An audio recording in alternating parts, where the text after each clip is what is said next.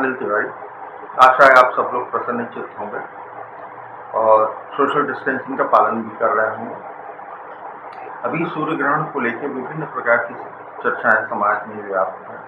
कुछ लोगों का कहना है कि व्रत रहना चाहिए, भोजन नहीं करना चाहिए, कुछ लोगों का घर से बाहर नहीं निकलना चाहिए, कुछ लोगों का कहना है कि अरे सूर्य ग्रहण कुछ नहीं होता है, एक वैज्ञानिक घटना है, इससे कोई प्रभाव नहीं पड़ता है किसी भी तरह का हमारे शरीर पर। इसी संबंध में चर्चा करने के लिए आज हमने अपने अपने विषय के दो बहुत ही प्रवीण लोगों को आमंत्रित किया है, उनसे हम चर्चा करेंगे। पहला तो हम जानेंगे कि हमारे हिंदू शास्त्र क्या कहते हैं, उनकी मान्यताएं क्या हैं, हमारे पुराण क्या कहते हैं। उसके लिए प्रोफेसर आर.पी. चतुर्वेदी, जो विभागाध्यक्ष हैं संस्कृत विभाग के शासकीय ठाकुर अनमोल सिंह महाविद्यालय में और विगत 30 वर्षों से लगातार शोध में लगे हुए हैं, वेद पुराणों के ज्ञाता हैं, उनसे चर्चा करेंगे कि ग्रहण के बारे में हमारे शास्त्र क्या कहते हैं। दूसरी चर्चा देश के प्रतिष्ठित संस्थान भूचुंबकीय केंद्र, भारतीय भूचुंबकीय केंद्र के वरिष्ठ वैज्ञानिक हैं डॉक्टर मनोहर लाल, उनसे चर्चा करेंगे। सर्वप्रथम हम प्रोफेसर आर.पी. चतुर्वेदी से चर्चा कर रहे हैं कि हमारे शास्त्र क्या कहते हैं कि ग्रहण में क्या करना चाहिए, क्या नहीं करना चाहिए। Professor R P. चतुर्वेदी। ग्रहण लगने के 12 घंटे पूर्व से सूतक लगता है। सूतक लगने के साथ ही ग्रहण काल में पूजा, भोजन, पानी निषिद्ध है। मंदिर के दरवाजे बंद होने चाहिए। मन ही मन के अंदर आप मनन करें, कीर्तन करें, माला जाप आदि कर सकते हैं। शास्त्रीय मान्यतानुसार यदि हम भोजन कर लेते हैं, पानी पी लेते हैं, तो शरीर पर इसका यह प्रभाव पड़ता है कि हमारा शरीर में पित्त बढ़ जाएगा और चर्म रोग और नेत्र रोग आदि की संभावनाएं बनती हैं। गर्भवती महिलाओं को घर से बाहर नहीं निकलना चाहिए। जो तुलसी दल तोड़ कर रखे हैं उसको हम ग्रहण काल में खाते रहते हैं तो ग्रहण का बुरा प्रभाव हमारे शरीर पर नहीं पड़ेगा और उसको खाद्य पदार्थों में भी पहले से डाल देना चाहिए, जिससे ग्रहण समाप्ति के बाद आप उसको पानी को और खाद्य पदार्थों ले सकें। और जैसे ही ग्रहण समाप्त होता है, मोक्ष काल के बाद आप स्नान करें और अपनी दिनचर्या पूर्वक रखें। अब मैं डॉक्टर मनोहर लाल, वरिष्ठ वैज्ञानिक भूचुंबकीय केंद्र, उनसे आपकी वार्ता कराऊंगा। वो बताएंगे कि इसका वैज्ञानिक दृष्टिकोण क्या है ग्रहण। नमस्कार।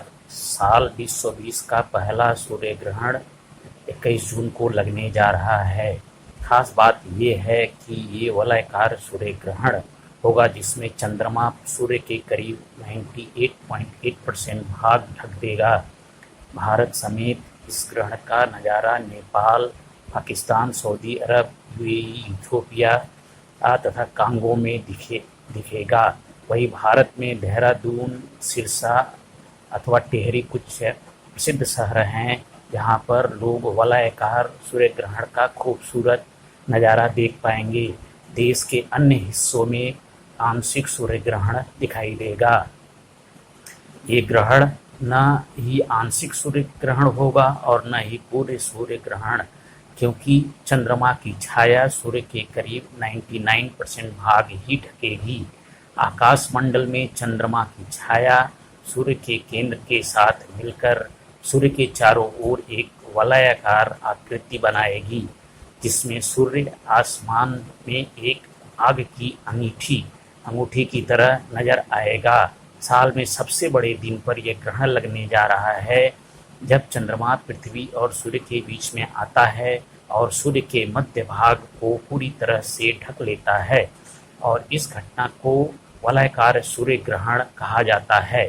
इसके परिणाम स्वरूप सूर्य का घेरा एक चमकती अंगूठी की तरह दिखाई देता है। धन्यवाद। अभी आपने डॉक्टर मनोहर लाल को सुना। उन्होंने बताया कि किस प्रकार पृथ्वी और सूर्य के बीच में जब चंद्रमा आ जाता है और उसकी छाया पड़ने लगती है तो ये सूर्य ग्रहण पड़ता है। सूर्य ग्रहण वास्तव में 3 प्रकार का सूर्य ग्रहण होता है। पहला है आंशिक सूर्य ग्रहण। ये देखें, ये आंशिक सूर्य ग्रहण है। जब कि चंद्रमा की कुछ पोर्शन की छाया जो है सूर्य को कुछ पोर्शन ढकता है, उसको हम कहते हैं आंशिक सूर्य ग्रहण। दूसरा होता है पूर्ण सूर्य ग्रहण। ये आप देखें, इसमें पूर्ण सूर्य ग्रहण है। इसमें कंप्लीट सूर्य जो है वो ढक जाता है, खाली सूर्य का कोरोना दिखाई देता है और कुछ नहीं दिखाई देता, पूरा का पूरा सूर्य ढक जाता है। ये पूर्ण सूर्य ग्रहण होता है। तीसरा होता है एनुलर एक्लिप्स, इसको वक्रीय भी कहेंगे और वक्रीय सूर्यग्रहण भी कहते हैं इसको। इसमें 99% जो है सूर्य का पोर्शन वो ढक जाता है। देखिए ये है, इसमें 1% जो है वो सूर्य का पोर्शन नहीं ढका रहता है, जिससे कि बहुत तेज रोशनी निकलती है, वो एक रिंग के रूप में दिखाई देती है। उसको आप अंगूठी भी कह सकते हैं, रिंग भी कह सकते हैं। ये होता है एनुलर एक्लिप्स। तीनों ही प्रकार के सूर्य ग्रहण में हमारी हिंदू, जैसा कि आपने अभी सुना कि हमारी हिंदू मान्यताएं तीनों ही प्रकार के सूर्य ग्रहण में हमें कुछ प्रिकॉशंस लेने के लिए कहती हैं। अब अगर हम वैज्ञानिक दृष्टिकोण से देखें तो जब सूर्य ग्रहण पड़ता है तो उस समय सूर्य की रोशनी हमारी पृथ्वी पे नहीं आ पाती और उसके कारण बहुत सारे विषाणु जन्म लेते हैं, वो वातावरण में फैल जाते हैं, क्योंकि और उसके दुष्प्रभाव के कारण वो हमारे भोज्य पदार्थों को दूषित कर सकते हैं, हमारे जल को दूषित कर सकते हैं। इसीलिए हमारी हिंदू मान्यताओं में ये कहा गया है कि जल में तुलसी डालनी चाहिए, भोज्य पदार्थों में तुलसी डालनी चाहिए। तुलसी क्या है? तुलसी में विद्युत शक्ति भी होती है, प्राण शक्ति भी होती है और ग्रहण के समय हमारी शारीरिक क्षमता जो है वो कमज़ोर होती है, हमारा पेट कमज़ोर होता है और यदि हम वो भोजन ग्रहण करेंगे जिसमें विषाणु है तो हमारी तबीयत खराब हो सकती है, जैसा कि प्रोफेसर आर.पी. चतुर्वेदी ने आपको बताया। हमारे ऋषि मुनि वास्तव में उस समय उन्होंने ये एनालिसिस की थी कितने हजारों साल पहले, और उनका विज्ञान कितना अधिक उन्नत था कि वो बिना किसी सपोर्ट के, बिना किसी, आज जैसे कि हम लोगों के पास एडवांस कंप्यूटर्स हैं और तमाम इक्विपमेंट्स हैं तब हम एनालिसिस कर पाते हैं, उन्होंने उस समय ये गणना करी थी। सूतक काल 12 घंटे पहले उन्होंने एनालिसिस किया। देखें आप, जब हमारा ये स्टार्ट हो रहा है, आप देख रहे हैं कि ये जब स्टार्ट होता है तो ये जो ग्रहण स्टार्ट हो रहा है ये कांगो से स्टार्ट हो रहा है।